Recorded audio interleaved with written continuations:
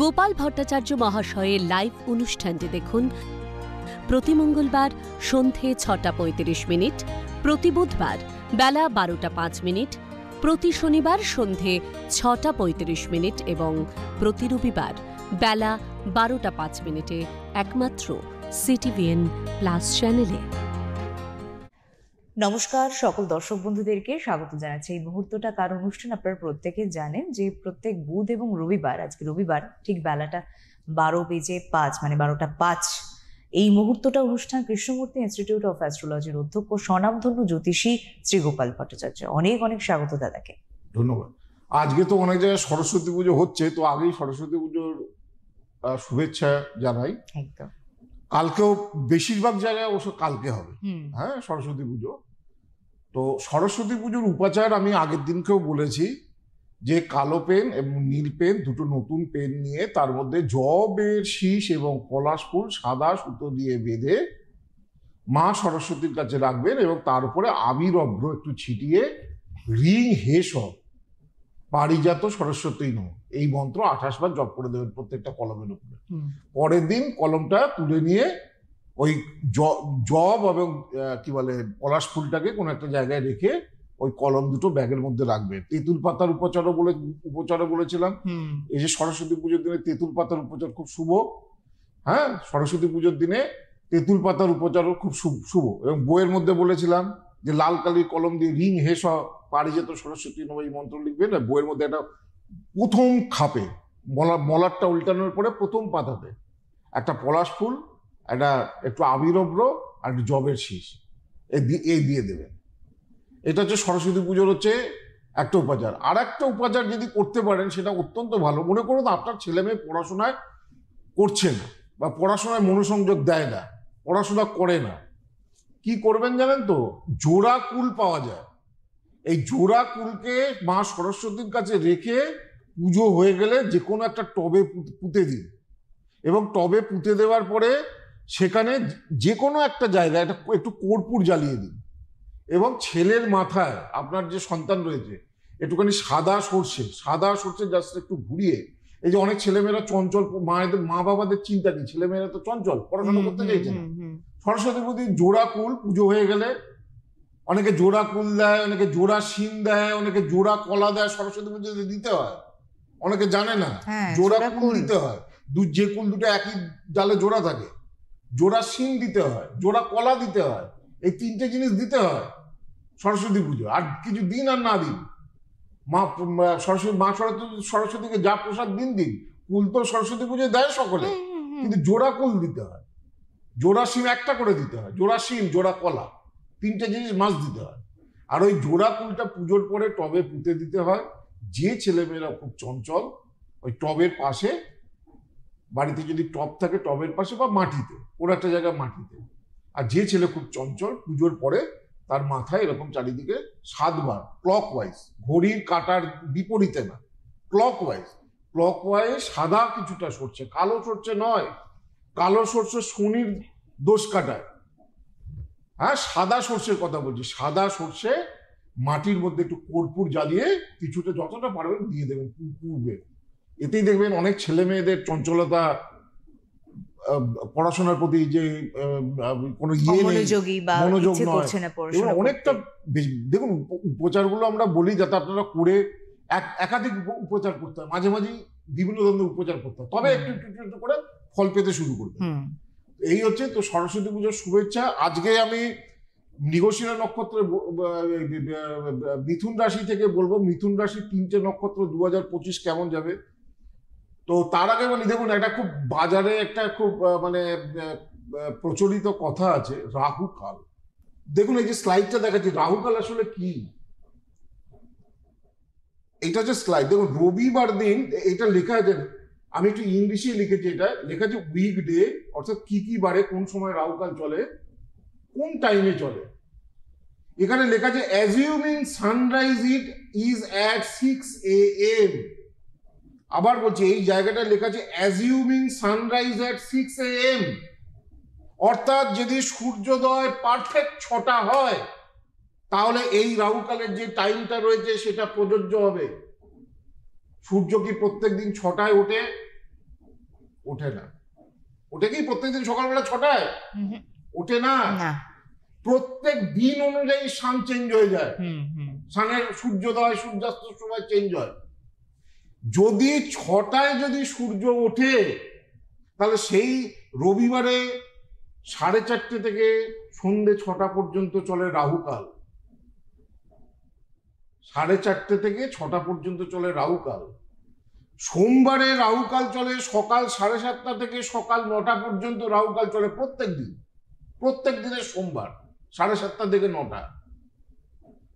তাহলে এখন রাহুকাল দেখার নিয়ম কি? রাহুকাল জানতে গেলে আপনাকে পাঁজিটা দেখতে হবে প্রত্যেকদিন, তাহলে রাহুকাল মেনটেন করতে গেলে পঞ্জিকা দেখে আপনার যদি মনে করেন 6:05 যদি সানরাইজ হয়, 6টার জায়গায় 6:05 হলো, তাহলে রবিবার দিন রাহুকালটা আমি বলেছি শুরু 4:30, পরিবর্তন আরো 5 মিনিট পিছিয়ে যাবে, 4:35 হয়ে যাবে।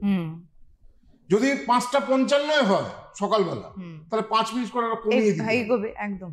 তো প্রত্যেক দিনের এইভাবে রাহুকাল মেনটেন হয়। যদি অ্যাজিউমিং সানরাইজ এট 6 AM, সূর্য উদয় যদি সকাল 6টায় হয়, তাহলে রবিবার দিনকে রাহুকাল চলে সন্ধ্যে 4:30 থেকে 6টা পর্যন্ত। যদি সোমবারে রাহুকাল কটা থেকে চলে? 7:30 থেকে 9টা। মঙ্গলবারে কবে থেকে চলে? 3টে থেকে 4:30, দুপুর 3টে থেকে 4:30 মঙ্গলবার রাহুকাল থাকে, যদি সানরাইজ 6টায় হয়।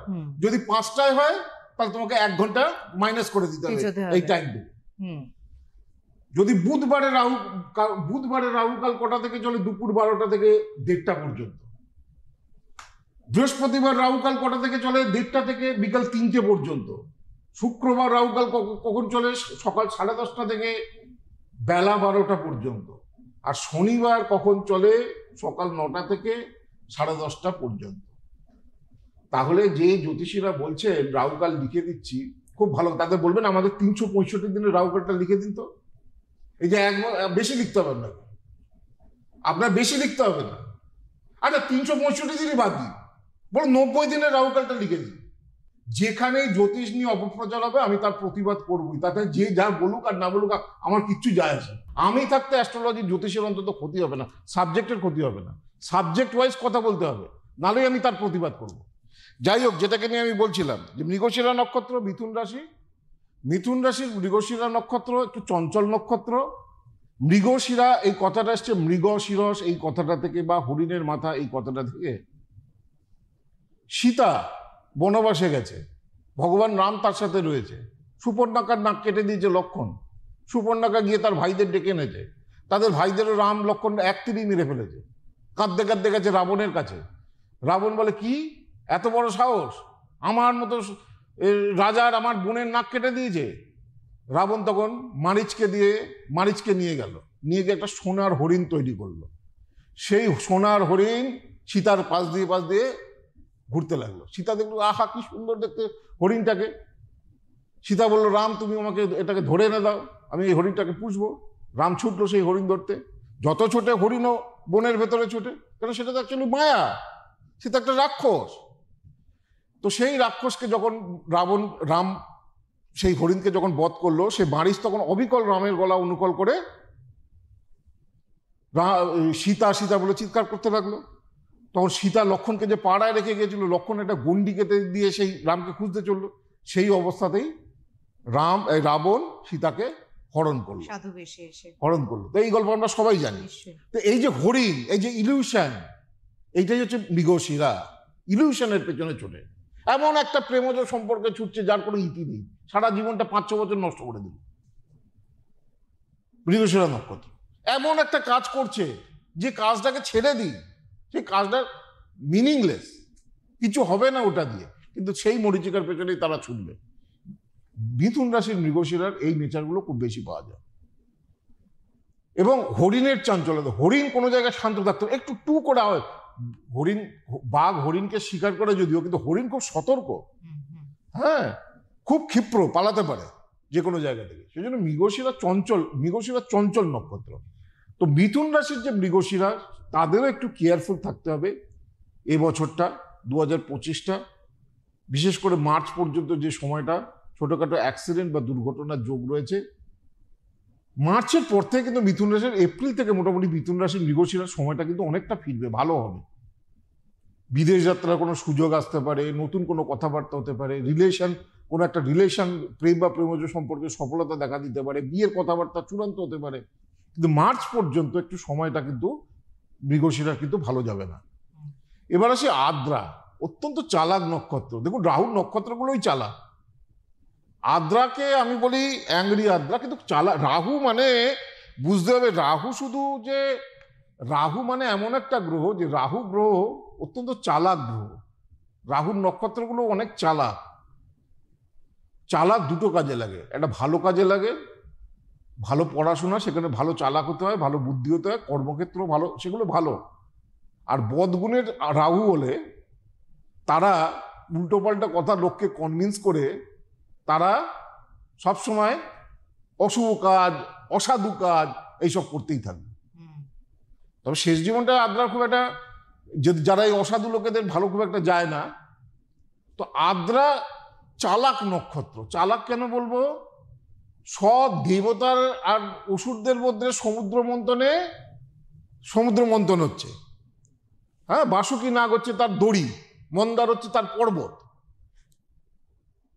অমৃত উঠেছে, দেবতারা খাচ্ছে, আর রাক্ষসদের দিয়ে দিয়েছে কি মদিরা খাচ্ছে, মদ্য খাচ্ছে রাক্ষসরা। রাহু কিন্তু বলছে আরে সর্বনাশ, আমাদেরকে দিচ্ছে মদিরা, আর ওরা বেটা খাচ্ছে অমৃত, দাঁড়া দেখাচ্ছি মজা। রাহু কি করে, যে দেবতাদের বেশ ধারণ করে ওর মধ্যে বসে পড়েছে। দেখো রাক্ষসদের মধ্যে অন্য রাক্ষস কিন্তু কেউ চিনতে পারেনি, কেউ বুঝতে পারেনি তার কতটা বুদ্ধি হলে তিনি ধরেছে, দিয়ে ওখানে বসে পড়েছে খেতে। যদিও সূর্যচন্দ্র চিনি দিয়েছিল সেটা পরের কথা, কিন্তু খেয়েছিল তো কিছুটা স্বাদ পায়। অতি চালাকির কিছুটা স্বাদ পাওয়া যায়, কিন্তু অতি চালাকি বেশি দিন আবার টেকে না। রাহুর মতো অবস্থা হয়, এই রাহুর ক্যারেক্টারটার সঙ্গে এর মধ্যে রয়েছে। তো আদ্রা নক্ষত্রের সাধারণত কাজের প্রতি ভালো হলে, কাজের প্রতি এরা খুব দায়িত্ববান হয়। কর্মস্থলে সে চায় সবার নজর তার দিকে থাক। অনুমান ক্ষমতা ভালো, ভালো মার্কেটিং এক্সপার্ট হয় আদ্রা নক্ষত্রের জাতক বা জাতিকারা। একই সঙ্গে একাধিক কাজ করতে পারে আদ্রা নক্ষত্রের জাতক বা জাতিকারা। তাহলে অশুভ দোষটা কি? অশুভ দোষ হচ্ছে সব কাজেই অপরের দোষ খুঁজে পায়, ভীষণ কামুক, ভীষণ রকচটা, আক্রমণাত্মক, গুজব রটাতে খুব ভালোবাসে যে কোনো ব্যাপারে। আদ্রার একটা অন্যতম নেগেটিভ গুণ। অপরকে খোঁচানোর প্রবণতা, উৎপীড়নের প্রবণতা, হ্যাঁ, নিজের ঢাক নিজে পেটানোর প্রবণতা খুব বেশি। আসলে সবটাই ঠুনকো, যে ঢাকি পেটাক না কেন, লোকে সাধারণ মানুষে বোঝে না, তাই যে ঢাকি পেটাক না কেন সবটাই ঠুনকো। অসংযত প্রকৃতি, পরনিন্দা ভালোবাসে, অকৃতজ্ঞ প্রকৃতি আদ্রা নক্ষত্রের অশুভ দোষের মধ্যে পড়ে। সকলের পার্সোনাল লাইফ নিয়ে প্রচন্ড জানার ইচ্ছা, আগ্রহ, কে কি করছে না কি করছে সব কিছু জানার ইচ্ছা। এগুলো দেখুন, সব আদ্রার এটা থাকবে তা বলছি না, কিন্তু আমি বলছি আদ্রা নক্ষত্র যদি পীড়িত হয়, পীড়িত আদ্রা নক্ষত্রের মধ্যে এই জিনিসগুলো দেখা যায়। আর শুভ হলে আমি কি বলেছি, যদি নক্ষত্রটা যদি শুভ হয়, কাজের প্রতি অত্যন্ত দায়িত্ববান, হ্যাঁ, মার্কেটিং এক্সপার্ট, ভীষণ ভালো ইনটিউশন ক্যাপাসিটি, কি বলে, খুব পরিশ্রমী, শূন্য থেকে শুরু করে প্রতিষ্ঠা পায়, এগুলো হচ্ছে শুভ। যে আদ্রা নক্ষত্রের মধ্যে শুভ গুণগুলো, যে আদ্রা নক্ষত্রের জাতক বা জাতিকাদের, এগুলো হচ্ছে শুভ গুণ। যদি আদ্রা নক্ষত্র শুভ হয় এই গুণগুলো আসবে। আর যদি নক্ষত্রটা পীড়িত হয় তখনই যে জায়গাগুলো বললাম সেগুলো হবে। আদ্রার ভেরি ডেঞ্জারাস ইয়ার এবছর, শারীরিক ভীষণভাবে ভোগাবে আদ্রা নক্ষত্রের জাতক বা জাতিকাদের। এবছরটা খুব সাবধানে থাকতে হবে আদ্রা নক্ষত্রের জাতক। হেলথ, শারীরিক বিভিন্ন রকম সমস্যা একাধিক দেখা দেবে। কর্মক্ষেত্রে প্রচন্ড ব্যয় বেড়ে যাবে, ঋণ, ধার, দেনা, এগুলো নিয়ে আদ্রা নক্ষত্রের দুশ্চিন্তা তৈরি হবে। ঘুমের ব্যাঘাত ঘটবে। পারিবারিক কোনো সদস্যের কোনো বিপদ বা ক্ষতির যোগ রয়েছে আদ্রা নক্ষত্রের জাতক বা জাতিকাদের। আদ্রা নক্ষত্রের জাতক বা জাতিকাদের জুন পর্যন্ত সময়টা খুব কেয়ারফুলি কিন্তু থাকতে হবে। জুনের পর থেকে কিছুটা বেটারমেন্ট হবে। জুনের পর থেকে আদ্রা নক্ষত্রের জাতক বা জাতিকারা যারা ব্যবসা করেন, ব্যবসায় প্রতিপত্তি লাভ, উন্নতি, নতুন যোগাযোগ আসতে পারে, বা নতুন ব্যবসা করতে চাইলে জুনের পর থেকে আদ্রা নক্ষত্রের জাতক বা জাতিকারা করতে পারে। আশি পুনর্বসু নক্ষত্র, মিথুন রাশির এই নক্ষত্রটা হচ্ছে পুনর্বসু নক্ষত্র। পুনর্বসু নক্ষত্র সাধারণত ক্ষেত্রে চাইল্ডিশ নেচার, বাচ্চা, হ্যাঁ, একটু চাইল্ডিশ নেচার পুনর্বসু নক্ষত্রের মধ্যে থাকে। এবং পুনর্বসু নক্ষত্রের মধ্যে সাধারণত ক্ষেত্রে যেগুলো দেখা যায়, শুভ গুণগুলো কি, যদি নক্ষত্রটা যদি শুভ হয় তাহলে কি হয়, নক্ষত্রটা শুভ হলে ব্যবসায়িক ভালো বুদ্ধি সম্পন্ন, যদি ঈশ্বরে বিশ্বাসী, কি বলে ভালো লেখক হয়, তাদের প্রচুর বইপত্র থাকে, ভালো লেখক হয়। আর যদি এই নক্ষত্রটা যদি পীড়িত হয় তাহলে কিন্তু খারাপ, কারণ বৃহস্পতি এমন একটা গ্রহ, যদি ভালো হয় লোকের খুব ভালো করবে, আর যদি ক্ষতি হয়, খুব মানে নক্ষত্রটা যদি খারাপ হয় এরা ডাকাতের থেকেও বড় সমস্যা বহুল হবে। মানে ভালো হলে যেমন লোকের বৃহস্পতিটাই এমন একটা গ্রহ, এই গ্রহটা যদি শুভ হয় তাহলে এরা এত লোকের ভালো করবে, যে এত লোকের উপকার করবে, তা মানে খুব ভালো লেখক হয়, খুব ভালো উপকারী ব্যক্তি হয়। কিন্তু যদি এই নক্ষত্রটা একবার পীড়িত হয় তাহলে এদের মতো ডাকাত, মিষ্টি মুখের ডাকাত এই জগতে, এই ভুবনে হবে না। কোথা থেকে কখন কি পড়ে গেলো আপনারা বুঝতে পারবেন না। পুনর্বসু এটা কিন্তু খুব ব্যাড নেচার, অস্থির ভাগ্য হয়, বদমেজাজি প্রকৃতির হয়, হ্যাঁ। আর এদের শারীরিক একাধিক সমস্যা, এদের একাধিক রোগ ভোগায় পুনর্বসু নক্ষত্রের জাতক বা জাতিকাদের। পুনর্বসু নক্ষত্রের জাতক বা জাতিকাদের কেমন যাবে 2025? পুনর্বসু নক্ষত্রের জাতক বা জাতিকাদের মে মাস পর্যন্ত ভালো সময় নয়, বৃহস্পতির ট্রানজিট পর্যন্ত ওয়েট করতে হবে। যেমন বৃহস্পতি গ্রহটা সিংহ রাশির 29শে মার্চ থেকে শনির ঢাইয়া শুরু হচ্ছে, 2.5 বছর চলবে। ধনু রাশির 29শে মার্চ থেকে শনির ঢাইয়া শুরু হচ্ছে, 2.5 বছর চলবে। মেষ রাশির 29শে মার্চ থেকে শনির 7.5 শুরু হচ্ছে, 2.5 বছর চলবে। মিনের তো 7.5 চলছেই, মিনের একদম 7.5 29শে মার্চ থেকে মেইন স্টেজ চলবে। মিনের 7.5 এখনো 5 বছর চলবে। মকরের 7.5 29শে মার্চ শেষ হয়ে যাচ্ছে। কুম্ভের 7.5 আর 2.5 বছর থাকবে 29শে মার্চের পর থেকে। তো যাদের 7.5 বা ঢাইয়া শুরু হচ্ছে, 7.5 বা ঢাইয়া শুরুর আগে কিন্তু তাদের যথাযথ প্রিকোয়েশন বা প্রতিকার করা উচিত বলে আমি মনে করি। নচেত 7.5 বা ঢাইয়া যদি শনি যদি খুব খারাপ থাকে না, 7.5 ঢাইয়া একদম সর্বনাশ, চূড়ান্ত সর্বনাশ করে দেয়। এই কটা বছর যে কি বেদনার, কি সমস্যার হয় সেটা আপনারা না বললে, না দেখলে বুঝতে পারবেন না। যদি আগে থেকে প্রতিকার করা হয়, আগে থেকে প্রিপারেশন করা হয়, খুব একটা ক্ষতিকারক হয় না। আর যেটাকে নিয়ে বলছিলাম, মিথুনের পুনর্বসু 10th মে বৃহস্পতি সরে যাচ্ছে বৃষ রাশি থেকে মিথুনে চলে আসছে। তো যেই মিথুনে চলে আসবে, নিজের মিথুন রাশিতে বৃহস্পতির নক্ষত্র, বৃহস্পতির প্রবেশ, তখন ওই নক্ষত্রটাকে খুব ভালো প্রোটেক্ট করে দেবে। তো 10th মে পর থেকে পুনর্বসু নক্ষত্রের জাতক বা জাতিকাদের একটা ভালো গুড সময় তারা পাবে। কিন্তু 10th মের আগে আর্থিক সমস্যা, শারীরিক সমস্যা এগুলো ভোগাবে। 10th মে থেকে অগস্ট পর্যন্ত ভালো সময়, আবার পুজোর আগে সেপ্টেম্বর পর থেকে ডিসেম্বর পর্যন্ত পুনর্বসু নক্ষত্রদের কিন্তু খুব একটা ভালো যাবে না। খুব সচেতন থাকতে হবে। বহুবিধ আর্থিক ক্ষতির যোগ রয়েছে, অন্যের দ্বারা অপমানিত হতে পারেন, ষড়যন্ত্রের শিকার হতে পারেন। এই জিনিসগুলো কিন্তু পুনর্বসু নক্ষত্রের এবছর আসবে। পরের নক্ষত্রগুলো নিয়ে বাকি তাহলে অনেকগুলো বলে দিলাম। মকর, এই ইউটিউবের এপিসোডগুলো দেখবেন। মকর, কুম্ভ, মীন, মেষ, বৃষ, মিথুন, 6টা বলে দিলাম, আর 6টা রয়েছে।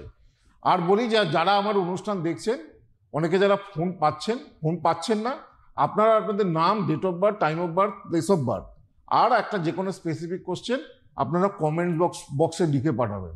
আমি যখন লাইভ অনুষ্ঠানে আসবো, আপনাদের 2-3টে করে চার্ট ওখান থেকে নিয়ে যাদের জন্ম সময়, যারা জানা, মানে জন্ম তারিখ, জন্ম সময়, জন্মস্থান, স্পেসিফিক কোয়েশ্চেন লিখবেন, আমি বলতে থাকবো, আলোচনা করতে থাকবো। আর যারা বলবেন যে স্যার আমার তো জন্ম তারিখ নেই, তাহলে কি আমি দেখাতে পারবো? না, দেখাতে পারবো। জন্ম সময় নেই, আমি কি দেখাতে পারবো? তার জন্য ঘোরাঘুরি করতে হবে, তার জন্য আসবেন। না, যদি নাও থাকে আপনার লিখে পাঠাবেন যে, এবং 1 থেকে 249-এর মধ্যে একটা সংখ্যা লিখে দেবেন। যদি মনে করুন জন্ম সময় জানা না থাকে, আপনার জন্ম তারিখটা লিখবেন, আর 1 থেকে 249-এর মধ্যে যে সংখ্যাটা আপনার মনে পড়ে সেই যে কোনো একটা সংখ্যা লিখে দেবেন। আচ্ছা, সেখান থেকেও বার করা যাবে আপনার, ওটা হোরারি বলে, আমি রাশিফল বলি কেন। আচ্ছা চেম্বারটা বলে দেবো। হ্যাঁ, আচ্ছা আমি চেম্বারটা বলে দিই, সেটা হচ্ছে অনলাইন প্রেডিকশন পেতে আপনারা তো যোগাযোগ করছেন 8584038638-এ। আমি নাম্বার ডিটেল পরে আসি। আমি এটুকুই বলবো, 5 তারিখ ফেব্রুয়ারি, এই মাসে 5 তারিখ হলদিয়া, 6 তারিখ আগরতলা, 9 তারিখ দিল্লি, 7 তারিখ ব্যাঙ্গালোর, 8 তারিখ কোচবিহার চেম্বার, 10 তারিখ শিলচর, 12 তারিখ মালদা, 14 তারিখ আন্দামান পাবেন, 16 তারিখ মুম্বাই, 17 তারিখ মেদিনীপুর, 19 তারিখ আপনি ফেব্রুয়ারির বহরমপুরে পাচ্ছেন, 21 তারিখ পাচ্ছেন গৌহাটি, 23 তারিখ বর্ধমান, শিলিগুড়ি 25 তারিখ এবং 28 তারিখ কৃষ্ণনগর। আপাতত এই ফেব্রুয়ারি কিন্তু ডেটগুলো থাকলো।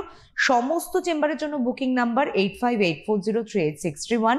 দুর্গাপুর বেনাচিতে প্রত্যেক সপ্তাহ বসেন, যোগাযোগ নাম্বার 9748749041। বারাসাত ডাকবাংলো মোড় এবং বর্ধমান জিটি রোডের চেম্বারের জন্য আলাদা বুকিং নাম্বার। আর দক্ষিণ কলকাতার গড়িয়াহাটের যশোদা ভবন প্রত্যেক সপ্তাহ। রাশিফল চট করে বলে দিই, সময় খুব শেষের দিকে। মেয়ে সামনের সপ্তাহে কেমন যাবে? কর্মপ্রাপ্তির যোগ, উপার্জন বৃদ্ধি, ছোটখাটো আঘাতপ্রাপ্তির যোগ, সাংসারিক অশান্তি। বৃষ কর্মে ব্যাঘাত, বিশ্বাসঘাতকতায় ক্ষতি, আটকে থাকা কাজ হবে, আর্থিক দিক থেকে সুরাহা মিলবে। মিথুন কর্মপ্রাপ্তির সুযোগ আসবে, বিরোধিতায় ভুগবেন, শরীর কিছুটা ভোগাবে, চিকিৎসা বিলম্বের যোগ। কর্কট প্রত্যাশা পূরণ, সম্পত্তি ক্রয়ের ভালো সুযোগ আসতে পারে, কর্মস্থলে উন্নতি, যানবাহন থেকে ছোটখাটো দুর্ঘটনা। সিংহ উন্নতির সপ্তাহ, অর্থকরীর দিকটা ভালো, দূর ভ্রমণের যোগ, নতুন কোনো কর্মের সুযোগ আসতে পারে। কন্যা মানসিক চিন্তা বৃদ্ধি, কাজের লোকের কারণে অশান্তি, রাজনৈতিক বিবাদে জড়িয়ে পড়তে পারেন, আঘাত লাগার যোগ রয়েছে। তুলা অর্থকতির যোগ, পারিবারিক অশান্তি ভোগাবে, সপ্তাহের শেষ ভাগে আয় বৃদ্ধি, শরীর কিছুটা ভোগাতে পারে। বৃশ্চিক আগুন থেকে একটু সাবধান, কর্মের ব্যাপারে সপ্তাহটা শুভ, ব্যবসায় উন্নতির বছর, বহু ব্যয় সপ্তাহ, দূর ভ্রমণের যোগ রয়েছে, ছোটখাটো আঘাতপ্রাপ্তিরও যোগ রয়েছে। ধনু কর্মস্থলে হঠাৎ কোনো সমস্যা এসে বিব্রত করতে পারে, ভ্রমণকালে বিপত্তির যোগ, সপ্তাহের শেষ ভাগে কর্মে উন্নতি এবং কর্মপ্রাপ্তির যোগ রয়েছে, প্রেমজ সম্পর্কে সফলতা। মকরের একাধিক সূত্রে আয় বৃদ্ধি, ভ্রমণের যোগ রয়েছে, দুর্ঘটনা আঘাতপ্রাপ্তি, কর্মের বাধা কাটবে।